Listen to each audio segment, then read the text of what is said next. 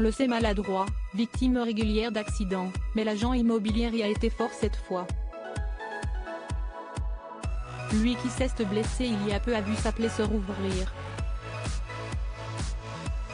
Il a tenu à partager cette tragédie avec ses abonnés. Le 11 mai 2023, Stéphane Plaza avait révélé l'origine de son accident survenu le 5 mai dernier. « Je me suis cassé le pied. Comme j'ai 12 points sur le pied, maintenant je suis cané. Je suis passé dans un tabouret qui n'était pas un tabouret.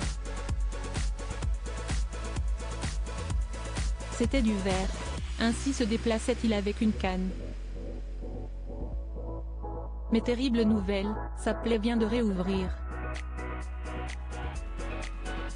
Très tôt dimanche 14 mai, l'homme de 52 ans a fait un montage photo de son pied avec d'un côté, celui-ci doté d'un pansement et de l'autre, son pied sans pansement, laissant apparaître ses points de suture.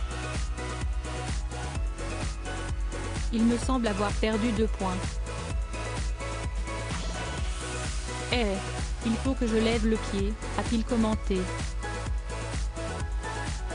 Et il est vrai que l'agent immobilier le plus connu de France, star de M6, ne cesse pas ménager depuis son accident. Lui qui joue actuellement dans un couple magique au Théâtre des Bouffes parisien avec son meilleur ami Jean-Philippe Janssen et Valérie Mérès, pièce de Laurent Ruquier, a continué de travailler. Avec sa canne. Il n'a donc cessé de s'appuyer sur son pied qui aurait plutôt besoin d'être au repos total. Un recordman des accidents. Faire la liste des accidents et blessures de Stéphane Plaza prendrait des heures car le meilleur ami de Karine Le Marchand est, en plus d'être maladroit, visiblement malchanceux. Après s'être pris un arbre à chat en pleine tête en juillet dernier et être tombé des dizaines de fois sur les tournages de ses émissions Recherche apparemment ou Maison à vendre, l'année d'avant, en 2021, il avait été victime de 2 accidents de voiture. En 2015, il s'est aussi fait renverser par un scooter et avait eu une fracture. Et en 1998, à la suite d'un accident domestique, il avait fait une chute de 2 mètres et s'était brisé les 2 talons.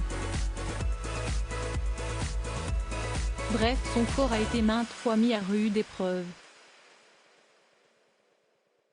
Pourtant il ne fait presque aucun doute que Stéphane Plaza ne lèvera pas le pied puisque la pièce Un couple magique continue, après 210 dates, à se jouer jusqu'au 24 juin à Paris. À moins, sans vouloir faire de mauvais jeux de mots, qu'il ne soit remplacé au pied levé.